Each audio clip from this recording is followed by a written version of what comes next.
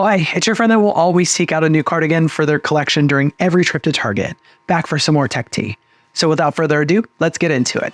Here are 3 tech updates to get you through your Thursday.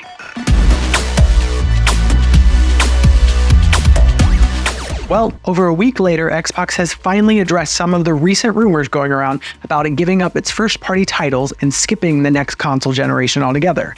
Here's what you need to know. Almost 2 weeks after Phil Spencer made a half-hearted tweet saying that they were planning an event to talk about the future of Xbox, it would seem it finally happened. But not in the way one would think. This update came in the form of Xbox's official podcast, which was held today. First, they talked about exclusivity. In a previous video, I mentioned that there was strong evidence that Hi-Fi Rush would be among the titles coming to Nintendo and PS5. And while they didn't name them outright, Phil did confirm it was not Starfield or Indiana Jones. Even though they didn't confirm them during the stream, the titles have officially been named as Hi-Fi Rush, Pentiment, Grounded, and Sea of Thieves. They also announced that Activision Blizzard games are coming to Game Pass, starting with Diablo 4, coming on March 28th. Later, the trio went on to address some of the rumors about the company potentially not having a next-gen release. They promptly shut that right down with a teaser that something is coming this holiday season. And while even Sony has said that the PS5 is now in the back half of its life cycle, I would be shocked if Xbox would drop that big of a bomb versus a refreshed variant or even an Xbox official handheld. There was a ton covered, and while it was clear they needed to not only address some of the rumors,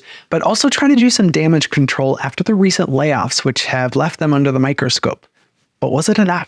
Move over Google Gemini and ChatGPT. NVIDIA has entered the chat with its own language model. Here's what you need to know. Chat with RTX was released Tuesday, which lets you feed the model with any of the documents on your computer and YouTube videos to build its database. Once it's compiled, you can then ask it questions you would like any other AI assistant. The video showcased questions like asking what someone's start date was, which was answered by a new hire contract, as well as asking a specific question like what GPUs were announced via NVIDIA's CES presentation. That was answered by a YouTube video. The best part about this model is that it lives on your computer, so theoretically, any of the documents and videos that you feed it will be a lot more private than, say, ChatGPT, which feeds its database by any information you give it to help its other 180 million users. NVIDIA has made a lot of bold claims about how their newest CPUs and GPUs are going to be AI-driven, so this is finally some real-world instances where we can see that in motion. Presumably, we'll have more when the newest edition of Windows rolls out, riddled with AI promises. The Chat with RTX demo is out now for all users with a 30 and 40 series card and at least 8GB of VRAM available. Just keep in mind that some users have been finding some bugs specifically with its YouTube feature, so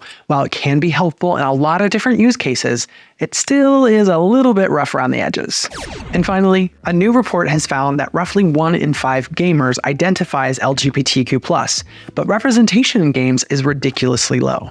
Here's what you need to know. GLAAD, who was behind the report, is a non-profit media monitoring organization advocating for accurate, fair, and inclusive representation. They focus on LGBTQ+ advocacy. The first annual GLAAD gaming report analyzed the state of LGBTQ+ representation in video games for 2023, and it found that only 2% of all games currently available across all platforms had any representation, whereas 17% of all active gamers in their studies identified as LGBTQ+. To put this into perspective, this is 70% increase from the previous report done by Neeson back in 2020. The report goes on to say that not only are there more players overall, but the time in which they play as well as actual money in which they invest in these games are higher on average than those compared to non-LGBTQ players. The report goes on to say that in their studies, they show that while most non-LGBTQ players would care little about whether the main character is LGBTQ+ or not, members of the community were more likely to pick up a controller if there was an LGBTQ+ protagonist. The majority of the report is outlining the consensus that the members of the community